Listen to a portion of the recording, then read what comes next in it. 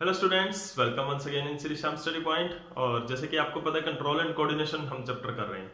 तो control and coordination के अंदर प्रीवियस लेक्चर के अंदर हमने जो पढ़ा था वो स्टिमुली के बारे में पढ़ा था कि जो स्टिमुली है वो क्या होता है। तो मैं एक बार थोड़ा सा फिर उसको बता देता हूँ कि stimuli are the environmental changes. कि स्टिमुली जो है वो इन्वायरमेंटल चेंजेस होते हैं जो जिसका हर एक लिविंग ऑर्गेनिज्म को रिस्पॉन्ड करना होता है। और ये एक जो लिविंग ऑर्गेनिज्म का है वो एक फीचर भी बनता है यहाँ पर कि टू रिस्पॉन्ड द स्टिमुली, कि every organism must have to respond the stimuli, कि हर एक ऑर्गेनिज्म को स्टिमुली का रिस्पॉन्ड करना पड़ेगा अगर उसने सर्वाइवल देना है, तो बेटर सर्वाइवल देना है। तो it is also a characteristics of a living organism to respond the stimuli. तो स्टिमुली क्या था? इन्वायरमेंट के चेंजेस थे जिसके अंदर जो ऑर्गेनिज्म है वो रिस्पॉन्ड करता है किसका? जो भी एक्सटर्नल चेंज हुए हैं which they need to respond are stimuli, वो क्या होते हैं? स्टिमुली होते हैं। अब देखिए इसके अंदर हमने आगे क्या करना है। आज के इस लेक्चर के अंदर हम पढ़ेंगे control and coordination in plants के बारे में, कि प्लांट्स के अंदर किस तरह से कंट्रोल एंड कोऑर्डिनेशन होता है। तो अभी जो एनिमल्स हैं उसके अंदर, हमारे अंदर, ह्यूमंस के अंदर या किसी भी एनिमल्स के अंदर जो कंट्रोल एंड कोऑर्डिनेशन होता है वो दो तरीकों से होता है। एक तो एंडोक्राइन सिस्टम होता है और दूसरा होता है जो केमिकल कोऑर्डिनेशन होता है। तो एंडोक्राइन सिस्टम और केमिकल कोऑर्डिनेशन दोनों के अंदर क्या चीज होती है? देखो, endocrine system and chemical coordination, animals की अगर हम बात करें तो ये दोनों ही होते हैं। एनिमल्स के अंदर, इस चैप्टर के अंदर हम ह्यूमंस के बारे में भी पढ़ेंगे। एनिमल्स में ह्यूमंस के अंदर किस तरह से, यानी कि हमारे अंदर किस तरह से कंट्रोल एंड कोऑर्डिनेशन होता है। तो एनिमल्स के केस में देखो क्या है, एंडोक्राइन सिस्टम। सबसे पहले बात करें हम एंडोक्राइन सिस्टम की, डिटेल में हम बाद में जाएंगे इस लेक्चर के, इस चैप्टर के। तो एंडोक्राइन सिस्टम में क्या होता है कि वहां पर जो nervous system, endocrine system and nervous system. Endocrine system itself is a chemical coordination, nervous system second one is nervous system. Endocrine system वो क्या है? केमिकल कोऑर्डिनेशन है। अब जैसे कि आपको नाम से पता चल रहा है, कोऑर्डिनेशन का मतलब हमने प्रीवियस लेक्चर के अंदर पढ़ा था। कोऑर्डिनेशन क्या होता है कि working together of A organs का बहुत सारे ऑर्गन्स है, मिलके क्या करते हैं? इकट्ठे मिलके काम करते हैं। कोई भी एक फंक्शन, कोई भी स्टिमुली को रिस्पॉन्ड करने के लिए वो इकट्ठे होके एक काम करते हैं, तो वो कोऑर्डिनेशन होता है। तो जो कोऑर्डिनेशन है उसके अंदर क्या होता है, केमिकल्स अगर उसके अंदर इन्वॉल्व हो, यानी केमिकल सब्सटेंसेस से, जैसे कि आपने छोटी क्लासेस के अंदर पढ़ा होगा, जो हमारा एड्रेनल ग्लैंड्स जो होती हैं वो एड्रेनालाइन हार्मोन प्रोड्यूस करती है। वो एड्रेनालाइन हार्मोन जो होते हैं वो क्या करते हैं, हमारे जो हार्ट की वर्क एफिशिएंसी है उसको इंक्रीज कर देते हैं, हार्ट बीट इंक्रीज कर देते हैं, लंग्स को इंक्रीज कर देते हैं। तो उससे क्या होती है, हमारी बॉडी की जो पावर है वो एक्स्ट्रा हो जाती है। और इन केस ऑफ इमरजेंसी ऐसा होता है, तो इमरजेंसी की सिचुएशन जब भी आएगी एड्रेनालाइन हार्मोन प्रोड्यूस होगा। इसी तरह से क्या होते हैं, अलग अलग जो ग्लैंड्स है हमारे, पिट्यूटरी ग्लैंड्स के बारे में आपने सुना है, जो एंडोक्राइन ग्लैंड्स होती हैं वो ग्लैंड्स क्या करती हैं, हार्मोन सेक्रेट करती है। They produce hormone in the body and blood. वो हार्मोन्स क्या करते हैं, जो ब्लड के अंदर जाकर मिलकर वो टारगेट साइट पर जाते हैं जहां पर उन्होंने काम करना होता है। ठीक है, तो टारगेट साइट पर जाकर वो उस ऑर्गन की, उस टारगेट ऑर्गन की क्या करते हैं, वर्क एफिशिएंसी या उसको उस डायरेक्शन में वर्क करवाते हैं कि वो उस स्टिमुली का रिस्पॉन्ड करे। ठीक है, तो इस तरह से इसकी डिटेल हम पढ़ेंगे आगे इसी चैप्टर के अंदर, जो केमिकल कोऑर्डिनेशन किस तरह से होता है ह्यूमंस के अंदर। तो केमिकल सब्सटेंसेस से, और वो केमिकल सब्सटेंसेस क्या होते हैं, हार्मोन्स होते हैं। वो केमिकल सब्सटेंसेस उनको क्या बोलते हैं, हार्मोन्स बोलते हैं। तो hormones are the chemical substances which is act on any stimuli to respond them. कोई भी स्टिमुली को रिस्पॉन्ड करने के लिए जो केमिकल सब्सटेंसेस आगे आते हैं, बॉडी के अंदर काम करते हैं, उन हार्मोन्स, उन केमिकल सब्सटेंसेस को हम हार्मोन्स बोलते हैं। ठीक है, दूसरी बात आती है नर्वस सिस्टम की। नर्वस सिस्टम में क्या होता है, ब्रेन होता है हमारा मेन जो पार्ट, वहां पर जो एनालाइज करता है किसी भी स्टिमुली को और रिस्पॉन्ड कराता है, प्रॉपर रिस्पॉन्ड देखता है वो बॉडी का कौन सा ऑर्गन करेगा।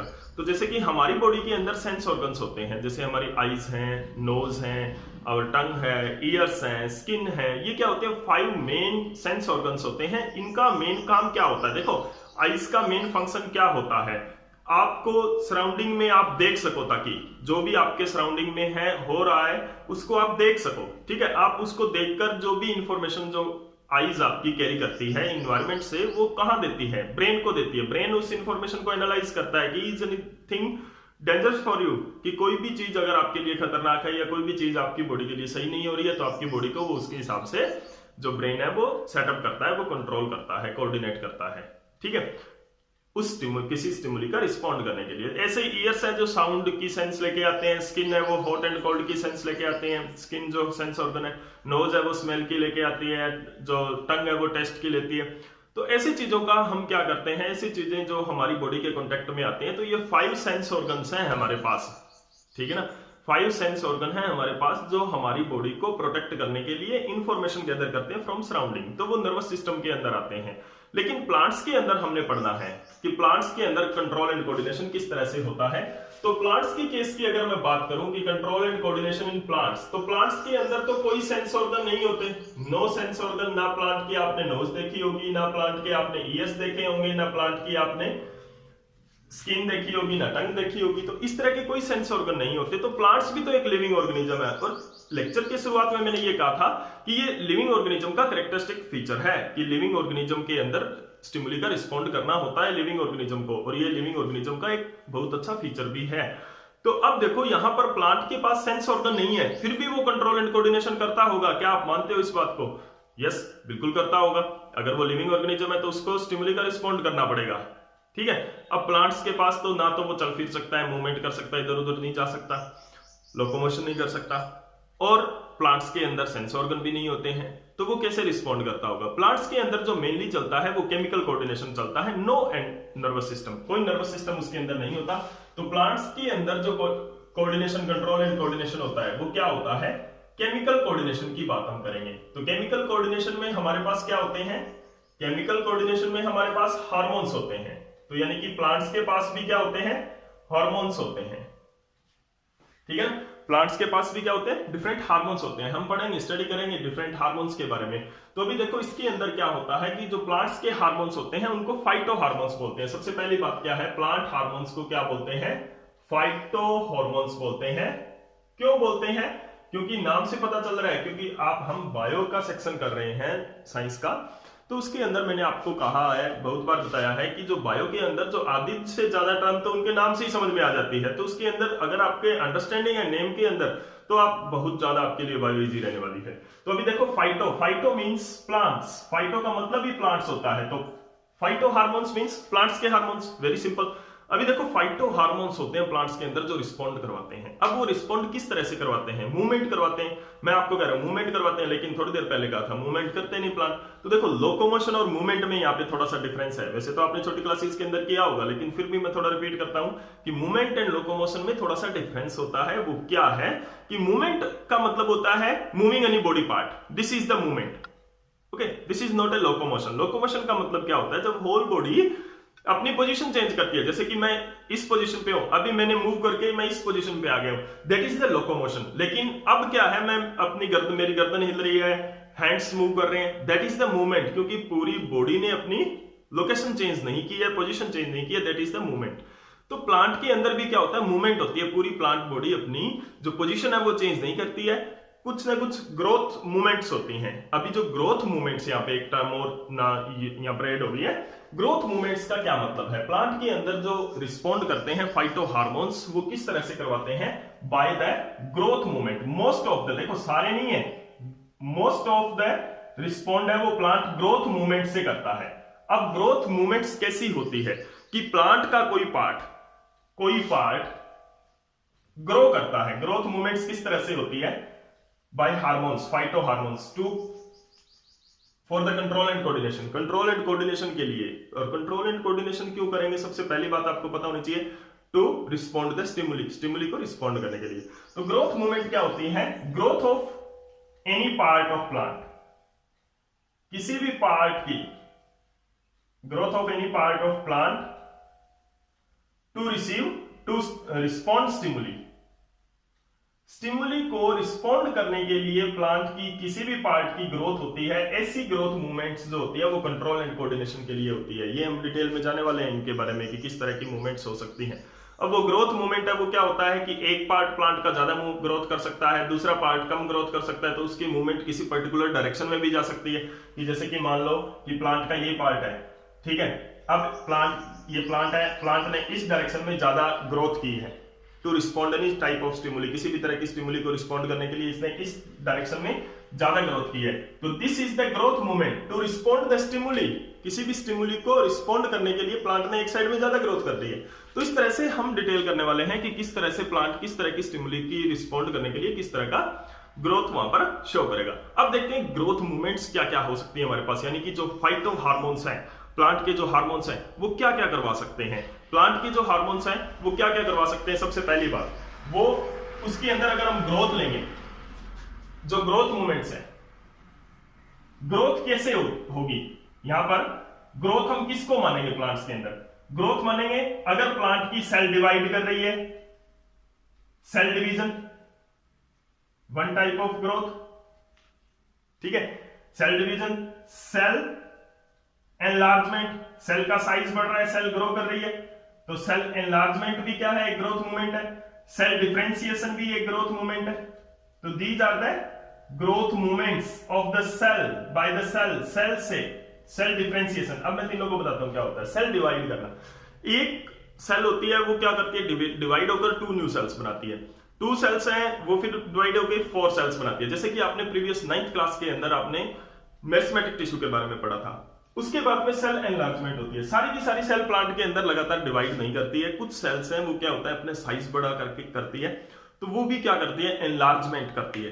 तो उसके अंदर क्या होता है, सेल जो प्लांट है उसकी लेंथ इंक्रीज होती है, जो ब्रांच की जो लेंथ इंक्रीज होती है वो क्या होती है, सेल एलोंगेशन की वजह से होती है, सेल एनलार्जमेंट की वजह से होती है। उसके बाद जब सेल मैच्योर हो गई है, सेल ने अपना जो नॉर्मल साइज है वो गेन कर लिया है डिवीजन के बाद में, अब क्या करेगी, सेल है वो डिफरेंशिएट हो जाएगी। डिफरेंशिएट होने का मतलब क्या है, to become a specialised cell.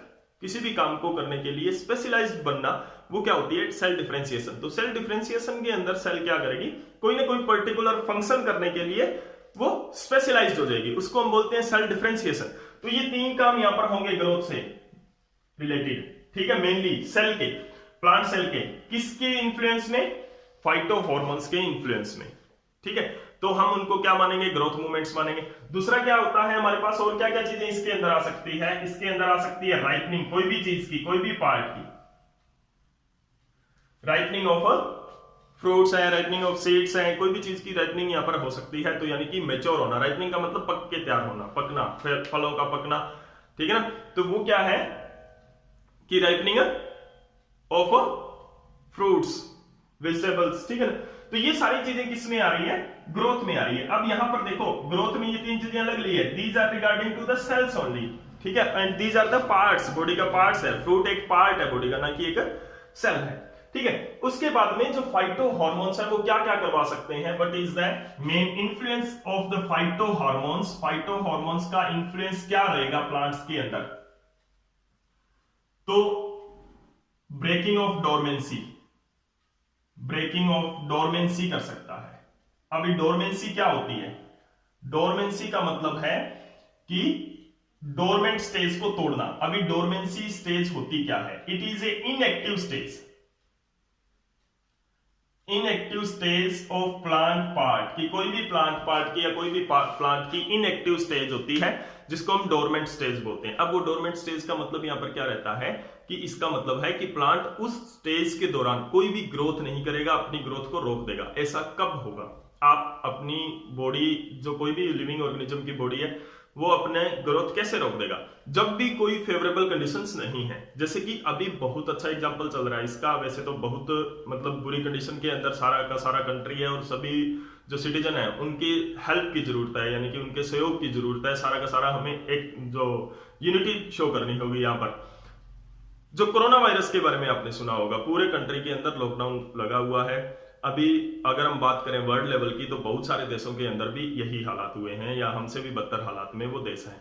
तो वहां पे लॉकडाउन की कंडीशन यहाँ पे आ गई है। तो लॉकडाउन की कंडीशन जो है उसके अंदर क्या है, सारा का सारा बिजनेस, सारा का सारा काम, सारा का सारा वो ठप पड़ा है, यानी कि बंद है।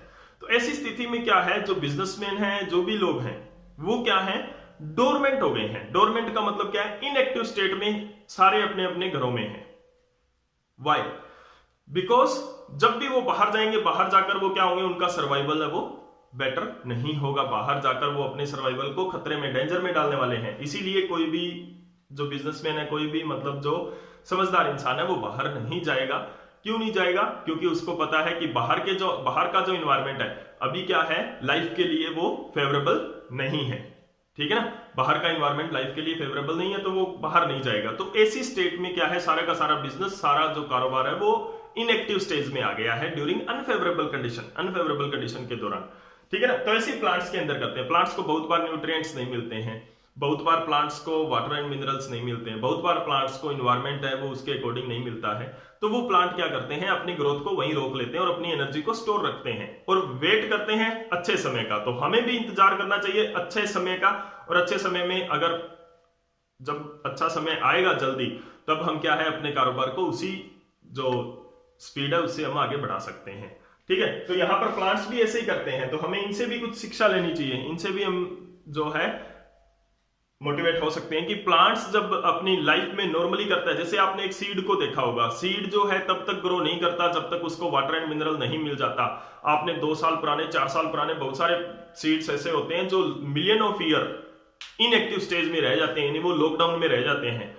ठीक है, और जब भी उनको फेवरेबल कंडीशन मिलती है तब वो ग्रो करते हैं और अच्छे फलते फूलते हैं, वो बहुत खूबसूरत प्लांट के अंदर कन्वर्ट हो जाते हैं। तो वैसे ही क्या है कि हमारा कंट्री भी अब एक इनएक्टिव स्टेज के अंदर चल रहा है, तो हम सभी को उनका कोऑपरेट करना चाहिए, गवर्नमेंट का कोऑपरेट करना चाहिए और गवर्नमेंट की इंस्ट्रक्शन को फॉलो करना चाहिए। अभी इनएक्टिव स्टेज चल रही है, तो प्लांट्स के अंदर इनएक्टिव स्टेज जो है वो क्या होती है कि अनफेवरेबल कंडीशन के दौरान प्लांट अपनी ग्रोथ को रोक लेता है, दैट इज द डोरमेंसी। जब भी फेवरेबल कंडीशन आएगी तो फाइटो हॉर्मोन्स क्या करेंगे, ब्रेकिंग दिस डोरमेंसी, इस डोरमेंसी को तोड़ देंगे। ठीक है, तो प्लांट ग्रोथ करने लगेगा। ठीक है, तो ब्रेकिंग ऑफ डोरमेंसी हो सकता है। स्टोमेटा का कंट्रोल ये करते हैं, स्टोमेटा ओपनिंग एंड क्लोजिंग। तो स्टोमेटा कंट्रोल भी क्या होता है, फाइटो हॉर्मोन्स ही करते हैं। स्टोमेटा कंट्रोल फाइटो हॉर्मोन्स करते हैं। फॉलिंग ऑफ फ्रूट्स का गिरना, टाइम पे फ्रूट्स हैं वो गिरेंगे। फॉलिंग ऑफ फ्रूट्स, लीव्स, ये भी क्या करता है, फाइटो हार्मोन्स ही करते हैं। ठीक है, एजिंग ऑफ प्लांट की एजिंग भी क्या करता है, यानी कि ओल्ड एज सेंसेशन है उसकी जो है, पत्तों का गिरना, वो सारा काम है वो फाइटो हार्मोन्स के अंडर कंट्रोल होता है। तो this is the main view कि किस तरह से प्लांट्स हैं वो अपना जो कंट्रोल एंड कोऑर्डिनेशन करते हैं। नेक्स्ट वीडियो के अंदर हम पढ़ेंगे कि फाइटो हार्मोन्स कौन कौन से हैं और वो किस तरह से, कौन कौन सा हार्मोन है वो कौन कौन सी, इनमें से कौन कौन सी एक्टिविटी में उसका अहम रोल रहने वाला है। तो फाइटो हार्मोन्स के लिए पढ़ने के लिए be updated with my YouTube channel Shri Shyam study point, और इस कंसेप्ट को अच्छी तरह से क्लियर कर लें, क्योंकि जो कंट्रोल एंड कोऑर्डिनेशन है आपके प्रीवियस क्लासेस में कभी नहीं आया है, आपके लिए एक नया टॉपिक है। तो उम्मीद है कि आपको ये लेक्चर अच्छा लगा होगा, और अगर अच्छा लगा तो प्लीज लाइक एंड शेयर करते रहें। Thank you.